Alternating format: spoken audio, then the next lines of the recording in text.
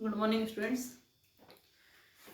हम पादप पुरस्थापन की बात कर रहे थे इससे पहले लेक्चर में कि पादप पुरस्थापन कहते किसे हैं और कितने प्रकार का होता है, तो वो चीज़ हम देख चुके थे। नेक्स्ट चलते हैं, यहाँ पर पादप पुरस्थापन की विधियां कौन कौन सी हैं। प्लांट इंट्रोडक्शन की मेथड।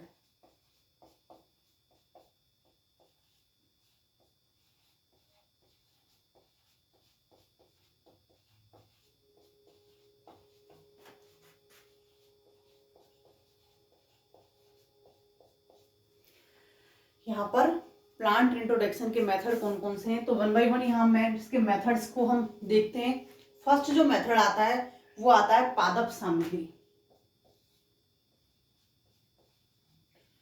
पादप सामग्री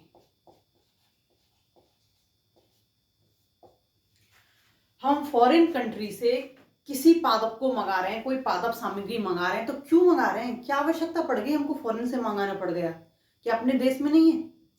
हाँ, अगर कोई ऐसी ब्रांड, कोई ऐसी वैरायटी, ऐसी कोई किस्म जो अपने देश में नहीं है तभी तो मंगाएंगे हम। अगर हमारे पास में है तो मंगाने की क्या आवश्यकता है, फिर तो वही यूज में लेंगे ना।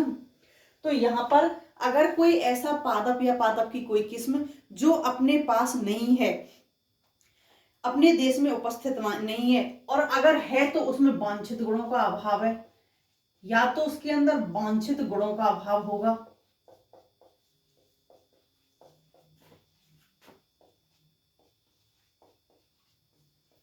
या उपस्थित नहीं होगी,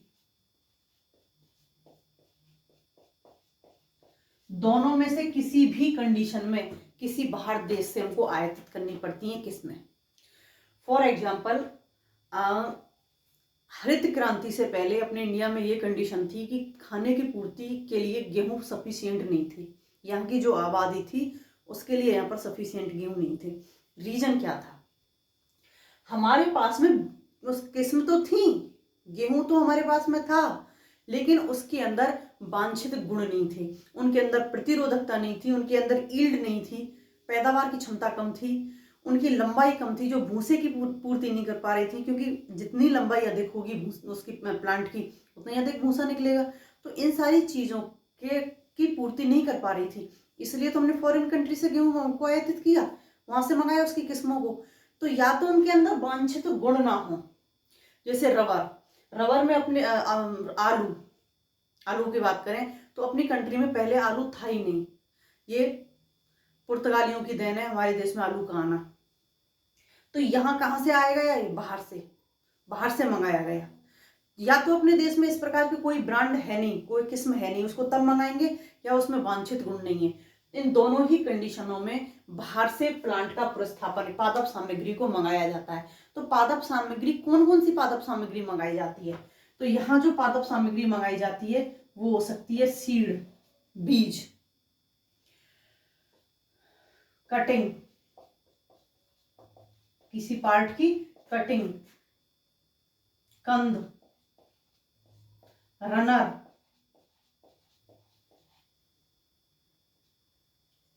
इसके अलावा क्योंकि सीड भी मंगा सकते हैं, कटिंग भी मंगा सकते हैं, रनर भी मंगा सकते हैं, कंद भी मंगा सकते हैं, इसके अलावा पोलन ग्रेन भी मंगा सकते हैं। पोलन ग्रेन, यहां इन किसी भी चीज को हम बाहर से आयातित कर सकते हैं। ऐसा नहीं है बाहर से डायरेक्ट प्लांट आते हैं, प्लांट नहीं आते, प्लांट आते हैं, उनको बताएंगे कौन से पादपों को मंगाया जाता है नर्सरियों से। तो यहाँ पर इन चीजों को मंगाया जाता है पादप सामग्री के रूप में। यहाँ जो ये चीज मंगाई जाती है इनको क्या बोलते हैं हम, प्रोपेग्यूल्स, इनको बोलते हैं प्रोपेग्यूल्स कहते हैं। जो यहाँ पर पादप सामग्री बाहर से मंगाई जाती है, पोलन ग्रेन हो, रनर हो, कंद हो, ट्यूबर, कटिंग हो, सीड हो, इनको प्रोपेग्यूल्स कहते हैं। जो यहाँ पर बीज वाले पादप होते हैं उनके तो सीड मंगाए जाते हैं, बीज वाले पादपों के।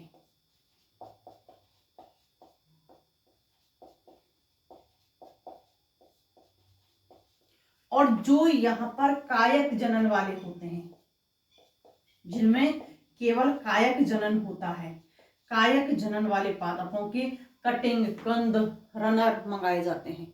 पोलन ग्रेन भी किस कहेंगे, बीज वाले पादपों के।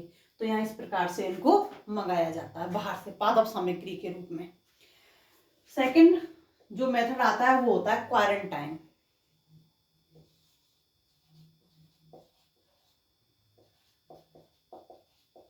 क्वारंटाइन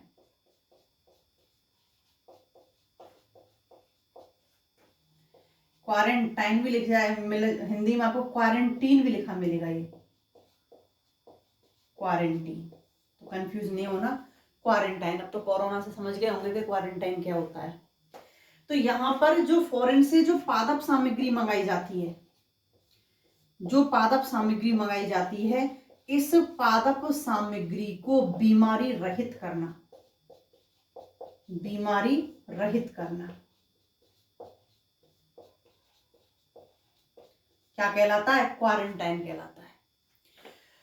क्योंकि फॉरेन से जो हम सामग्री मंगा रहे हैं उसमें किसी प्रकार के कीड़े तो नहीं है, कीड़े, बैक्टीरिया, वायरस, फंगस, ऐसे कुछ तो नहीं है। हम मंगा रहे हैं फायदे के लिए, हो जाए हमारा नुकसान, क्योंकि हो सकता है इस प्रकार के कीड़े, बैक्टीरिया, वायरस वहां उनके लिए वातावरण इनके अकॉर्डिंग ना हो, और यहाँ आने के बाद में जो हमारी फसल है उसको बड़े पैमाने पर हानि पहुंचा दें। क्योंकि ऐसा हुआ है, बाहर से हमने पादप सामग्री मंगाई है तो वहां से बहुत सारे खरपतवार, बहुत सारे एफिड्स, मोथ जिन्हें कहते हैं, इसमें मोथ और आती हैं, एफिड्स कीड़े होते हैं, मोथ। तो यहाँ ये सारी फॉरेन से हमारी कंट्री में आ गई, जो हमारी कंट्री के अंदर बीमारी नहीं थी वो इन सामग्रियों के साथ में हमारे इंडिया के अंदर आ गई। तो यहाँ पर जो पादप सामग्री बाहर से मंगाई जा रही है वो बीमारी रहित होनी चाहिए। कैसी होनी चाहिए, क्वारंटीन होनी चाहिए। तो अब यहाँ पर इस क्वारंटीन की हमको कैसे पता चलेगा, यहाँ जो हम पादप सामग्री मंगाते हैं इस पादप सामग्री के साथ में एक प्रमाण पत्र संलग्न आता है, प्रमाण पत्र संलग्न आता है, जिसको हम क्या बोलते हैं, पूर्व स्थापन प्रमाण पत्र। इसके ऊपर लिखा होता है कि जो हम सामग्री भेज रहे हैं वो कैसी है, जो इंटरनेशनल मानदंड हैं उन मानदंडों के अकॉर्डिंग है, जो मानक मानदंड हैं।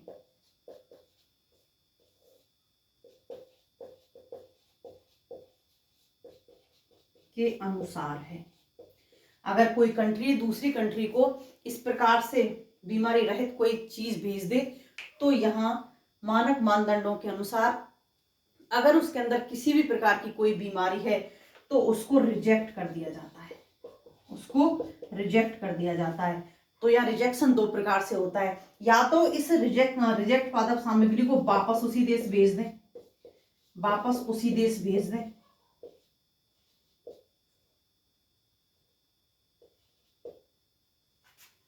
देश भेज दें, या फिर इसको नष्ट कर दें, नष्ट कर दें। दोनों ही कंडीशनों में उस देश को हर्जाना देना होता है कि उसने ऐसी पादप सामग्री भेजी ही क्यों, निर्यात ही क्यों की। तो दोनों ही कंडीशनों में यहाँ पर इसका रिजेक्शन हो जाता है, हर्जाना देना होता है। तो यहाँ पर जो भी पादप सामग्री हम ले रहे हैं वो क्वारंटाइन होनी चाहिए, बीमारी रहित होनी चाहिए, उसमें किसी भी प्रकार की कोई बीमारी नहीं होनी चाहिए, तभी उसका हम आयात करते हैं, वरना उसका आयात हम नहीं करते। थर्ड पॉइंट,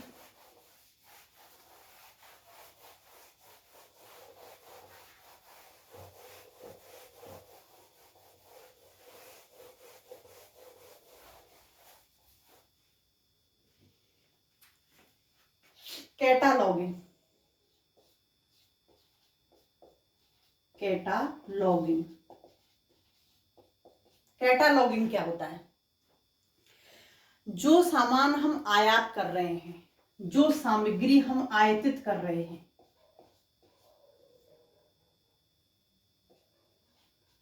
जो सामग्री आयातित कर रहे हैं,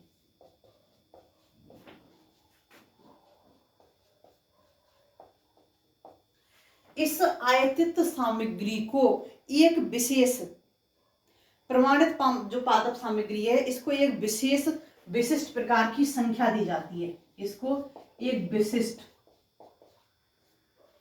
प्रकार का नंबर दिया जाता है, नंबर दिया जाता है, जो क्या कहलाता है, कैटालॉगिंग कहलाता है। यहाँ पर जो विशेष प्रकार का नंबर दिया जाता है इस आयतित सामग्री को, ये क्या कहलाता है, कैटालॉगिंग कहलाता है। ये नंबर दिया कैसे जाता है, जो नंबर दिया जाता है ये नंबर किस प्रकार से होता है, जैसे IC,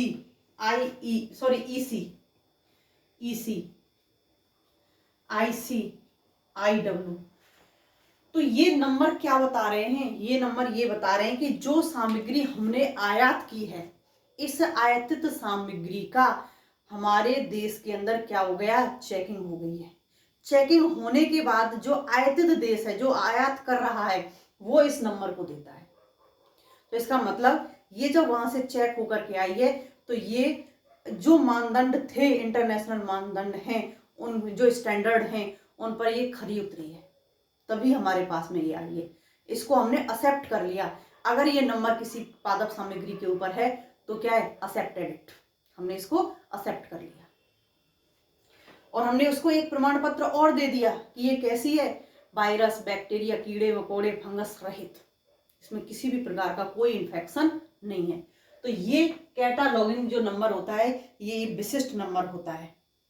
ये उस पादप सामग्री को दिया गया है जो हमने आयात की है, जो मानदंडों पर खरी उतरी है। साथ ही साथ यहां इस पर जो हमने सामग्री ली है, सामग्री के बारे में या फिर कहें कि पादप के बारे में, जो हमने पादप पार्ट लिया है, पार्ट के बारे में संपूर्ण जानकारी होती है इस पर।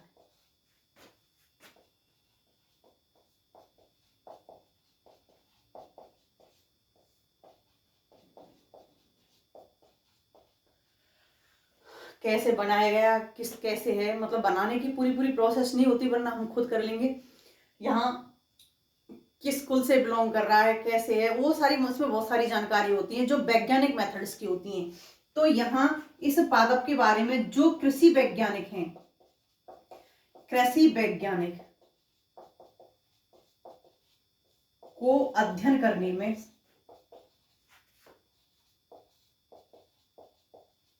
आसानी रहती है।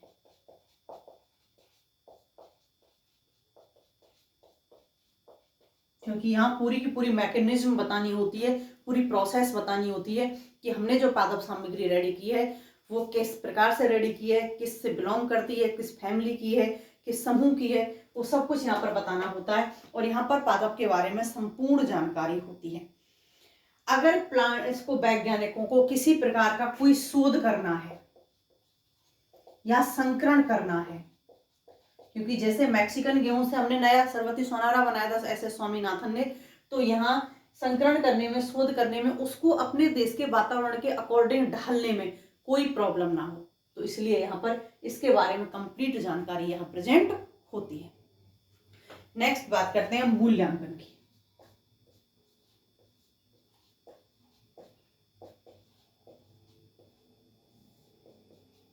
मूल्यांकन, यहां पर मूल्यांकन कैसे होता है, तो यहां मूल्यांकन होता है NBPGR द्वारा। NBPGR ये कहाँ है, दिल्ली में। और दिल्ली में भी किस जगह पर, ICR सुना होगा आप लोगों ने,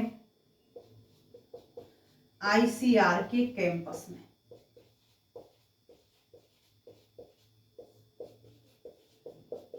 ICR के कैंपस में, क्योंकि इंडिया के अंदर सबसे बड़ा जो ICR का जो केंद्र है, कृषि वैज्ञानिकों, कृषि अनुसंधान से संबंधित जो केंद्र है, एक तो पूसा पटना में और दूसरा ICR कहाँ पर, दिल्ली के अंदर प्रेजेंट है। तो यहाँ दिल्ली में NBPGR स्थित है। तो यहाँ मूल्यांकन NBPGR के द्वारा किया जाता है। या क्योंकि कुछ सिटी हैं, दिल्ली, चेन्नई, कलकत्ता, और मुंबई। ये कौन सी हैं, इसको छोड़ दो, बाकी की 3 कौन सी हैं, जहां बंदरगाह हैं, एक्सपोर्ट ट्रांसपोर्ट का कार्य होता है। यहाँ पर क्या है, बंदरगाह, बड़े बड़े शिपों में सामान लाया जाता है, तो यहाँ इनकी चेकिंग की जाती है, अन्यथा यहाँ पर लाके इनकी चेकिंग की जाती है। तो यहाँ जो NVPGR है, इसके द्वारा यहाँ पर मूल्यांकन किया जाता है। फुल फॉर्म क्या है इसकी, नेशनल ब्यूरो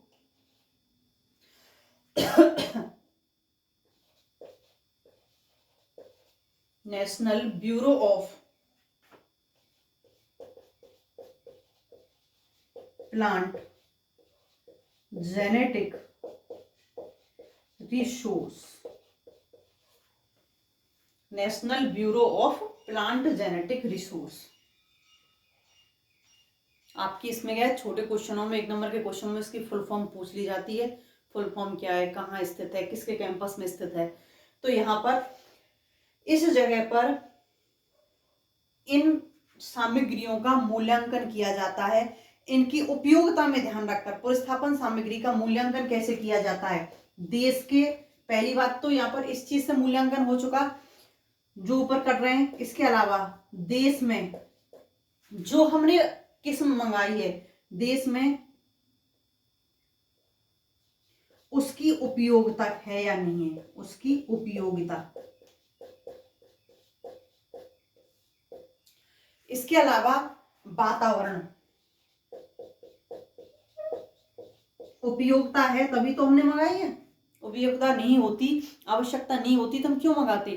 तो उपयोगिता के अनुसार तो हमने मंगाई है, लेकिन उस वातावरण में वो सरवाइव कर पाएगी या नहीं, इस चीज का भी यहाँ पर मूल्यांकन किया जाता है। हमने मंगा ली, पैसा खर्च कर लिया, क्योंकि मोटी रकम देनी होती है इन चीजों के लिए, तो पैसा खर्च हमने कर लिया, लेकिन यहाँ के सरवाइव नहीं कर पा रही है, तो हमारी यूज की है नहीं। क्यों, क्योंकि हमने जिस काम के लिए मंगाई थी वो तो हमारा सिद्ध होगा ही नहीं। तो यहाँ वातावरण के अकॉर्डिंग है या नहीं, फिर इसके अंदर हम यहाँ पर चेंज करते हैं, कुछ चेंज किए जाते हैं, सेकेंडरी प्रोत्साहन किया जाता है। अगर उसके बाद भी हमारे अनुकूल नहीं है तो इसको यहाँ पर भी क्या कर दिया जाएगा, रिजेक्ट, क्योंकि हमारे देश में वो किस्म यहाँ सरवाइव नहीं कर पा रही। तो यहाँ देश में मूल्यांकन के अंदर ये भी आता है कि देश में उसकी उपयोगिता देखें, वातावरण में सरवाइव कर पा रही है, नहीं कर पा रही है, तो इन सब के आधार पर इनको अगर है तो ठीक, वरना तो इसको क्या कर दिया जाएगा, रिजेक्ट कर दिया जाएगा। एंड लास्ट पॉइंट, गुणन और वितरण, गुणन व वितरण। यहां तक पूरे के पूरे क्या रहे, डन, चारों पॉइंट यहां पर डन है। सभी चारों पॉइंटों पर जो सामग्री हमने मंगाई है वो खरी उतरी है।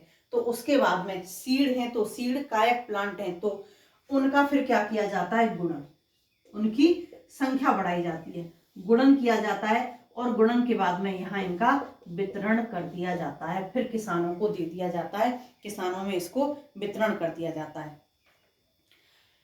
यहाँ गुणन के टाइम वैज्ञानिक, यहाँ पर जो कृषि वैज्ञानिक हैं वो कृषि वैज्ञानिक अपने शोध कार्यों को करते हैं। अगर सब कुछ सही है तो इनका बार बार गुणन करके फिर इनका वितरण कर दिया जाता है।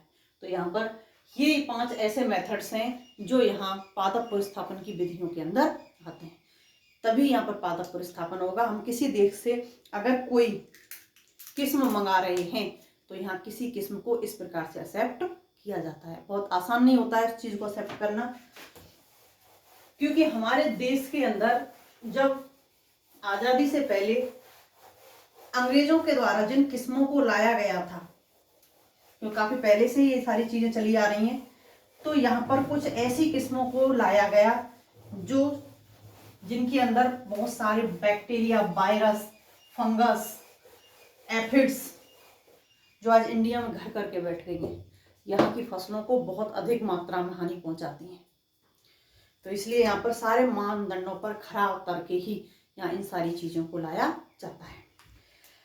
नेक्स्ट बात करते हैं कि यहाँ पर जो पुरस्थापन है इसके उद्देश्य क्या है। पुरस्थापन के उद्देश्य,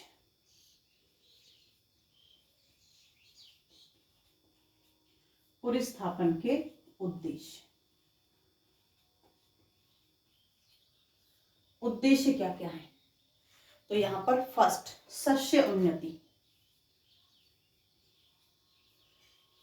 शस्य उन्नति, जो किस्म है उस किस्म की उन्नति। यहाँ पर हम बाहर से जो किस्म मंगा रहे हैं, बाहर से जो वांछित लक्षणों वाली जो किस्म मंगा रहे हैं, इन वांछित लक्षणों को जर्म प्लाज्म के अंदर, जर्म प्लाज्म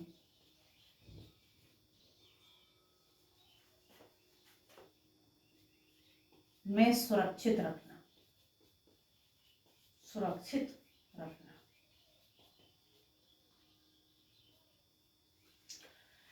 वांछित लक्षण चाहे देसी किस्मों के हों चाहे विदेशी किस्मों के हों, देसी किस्में हों या विदेशी किस्मों के हों। तो यहाँ पर जो देश के अंदर जो देसी किस्में हैं उनसे संकरण करा के उनके जर्म प्लाज्म में इन वांछित गुणों को सुरक्षित रखा जाता है। किसके लिए? भविष्य के लिए। आगे अगर हमको भविष्य में कभी आवश्यकता पड़ गई तो यहाँ पर हमारे पास में उनके जीन्स हमारे पास मौजूद है, उनका डीएनए हमारे पास में मौजूद है। तो यहाँ जर्म प्लाज्म के अंदर इनके वांछित लक्षणों को सुरक्षित रखा जाता है। सस्य उन्नति, किस्मों की उन्नति। हम लाइफ में कभी भी उस प्रकार की ब्रीड्स को बना सकते हैं, उस प्रकार की किस्म को बना सकते हैं। एंड सेकंड पॉइंट, सस्य किस्म का उपयोग, सस्य किस्म का उपयोग।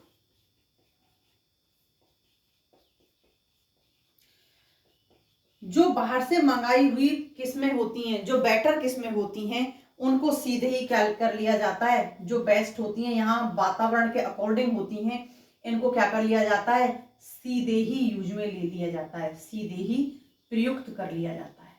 जैसे लर्मा रोजो, सोनारा 64 बाहर से मैक्सिको से मंगाई और डायरेक्ट यहाँ पर इनकी क्या कर दी गई, बुवाई खेतों में। तो यहाँ इनको बिना किसी काट छांट के यहाँ पर इनको डायरेक्ट क्या कर लिया गया, यूज। सजावटी पादप, अपने इंडिया के अंदर जो झाड़ियां या पुष्प यहाँ जो नहीं होते हैं, इन सजावटी पादपों में झाड़ी हो सकती हैं, पादप हो सकते हैं, ये पुष्प वाले पादप होंगे, सजावटी हैं। तो इनको क्या करते हैं, सीधे प्रयुक्त कर लेते हैं। बाहर से इनको मंगाने के बाद में सीधे इनको क्या कर लेते हैं, प्रयुक्त कर लेते हैं। यहाँ जिनको बाहर से मंगा रहे हैं उनमें किसी भी प्रकार का कोई हेर फेर नहीं कर रहे, डायरेक्ट उनको क्या कर रहे हैं, उनका गुणन कर रहे हैं, उनकी संख्या बढ़ा रहे हैं और उनको हम यूज में ले रहे हैं। तो यहाँ सीधा ही यहाँ पर इनका प्रयुक्त कर लेते हैं। सस्य उद्गम व वितरण,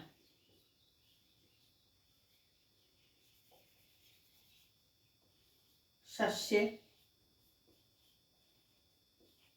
उद्गम व वितरण। कोई किस्म बाहर से मंगाई या फिर अपने देश में किसी एक राज्य से दूसरे राज्य में ले जाई गई, तो जो ये किस्म है इसका उद्गम कहाँ हुआ, ओरिजिन कहाँ हुआ, इसके बाद इसका डिस्ट्रीब्यूशन कहाँ हुआ, इस चीज का पता लगाया जा सकता है पुरस्थापन से। कैसे? हमने बाहर से कोई किस्म मंगाई, मक्का की मंगाई, गेहूं की मंगाई, चावल की मंगाई, कोई मंगाई, देश में या विदेश से कहीं से मंगाई, तो वहां उस चीज की भी हमको जानकारी मिलती है कि इसकी जो जंगली जातियां हैं वो जंगली जाति कहाँ है, इसकी जंगली जाति कहाँ है।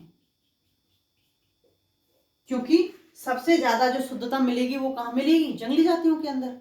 अगर हमको जंगली जातियां प्राप्त हो जाएं इनकी, तो इन जंगली जातियों में विभिन्न प्रकार के संकरण करा करके और अच्छे किस्मों को यहाँ हम बना सकते हैं, अच्छी किस्मों को यहाँ हम प्राप्त कर सकते हैं। अब इनका डिस्ट्रीब्यूशन कहाँ है, वितरण कहाँ है, देश में है, विदेश में है, पूरे वर्ल्ड में है, किस जगह पर है, किस प्रकार के वातावरण में, गर्म वातावरण में, ठंडे वातावरण में या समतापी वातावरण में, तो इन सारी चीजों की जानकारी मिल सकती है। साथ ही साथ औषधीय पादपों की सबसे ज्यादा जो हमको आवश्यकता है वो है औषधीय पादप। औषधीय पादपों के बारे में जानकारी मिल सकती है। जो औषधीय पादप अपने इंडिया के अंदर नहीं है उनको हम बाहर से मंगा के ग्रो करा सकते हैं, उनको बाहर से मंगा करके उनसे बनने वाली दवाइयों को अपने यहाँ, क्योंकि अगर हम बाहर देश से खरीदते हैं कोई भी दवाई तो वहां पर पेटेंट होते हैं, तो ये पेटेंट अपने देश के अंदर लागू नहीं होते हैं। हम किसी की भी दवाई कैसे भी यूज में ले सकते हैं, लेकिन अगर हम किसी देश से आयात कर रहे हैं या फिर किसी देश को निर्यात कर रहे हैं तो वहां जिस दवाई का, जिस पादप का, जिसके नाम पर पेटेंट है वहां उसको उसका शेयर देने होते हैं। तो यहाँ अगर औषधीय पादपों के बारे में जानकारी है तो अपने देश के लिए तो कर सकते हैं, हमको बाहर से आयात नहीं करना पड़ेगा, हमारा पैसा खर्च नहीं होगा उसके लिए। तो यहाँ इन सारी चीज़ों के लिए प्रतिस्थापन क्या है, एक बेस्ट सॉल्यूशन है। औषधीय पादपों के बारे में जानकारी लेना, उनसे बनने वाली दवाइयों के बारे में हमको पता करना, तो यहाँ इसके लिए बेस्ट होता है। नई फसलों का प्रतिस्थापन, नई फसलों का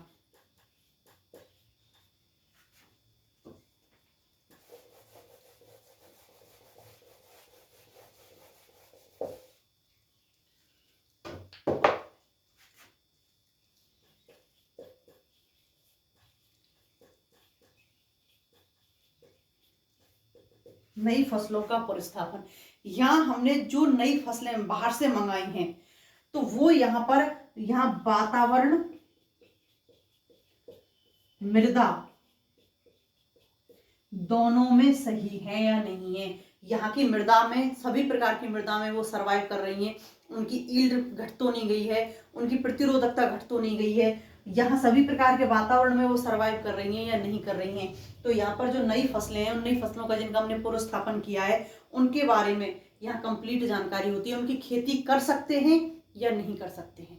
क्योंकि इंडिया में बहुत सारी ऐसी किस्में हैं जैसे सोयाबीन, काजू, मक्का, टमाटर, रबर, इनको बाहर से मंगाया था, अपने इंडिया के अंदर इनकी किस्में नहीं थी, इनको कहाँ से मंगाया, बाहर से मंगाया था। तो यहाँ नई फसलों को जो अपने पास में प्रेजेंट नहीं है उनको हम बाहर से मंगा करके क्या कर सकते हैं, उनका गुणन करा सकते हैं, उनकी बुवाई करा सकते हैं। तो ये भी, इसके लिए भी पुनर्स्थापन क्या है, मुख्य पुनर्स्थापन की एक नई मेथड्स हैं। तो ऑलमोस्ट हम ये कह सकते हैं कि जो चीज हमारे पास में नहीं है या फिर जिनकी अच्छी ब्रांड हमारे पास में नहीं है, जिनकी अच्छी किस्म हमारे पास में नहीं है, उन सारी चीजों को हम अपने देश में ला सकते हैं। किससे, पुनर्स्थापन से।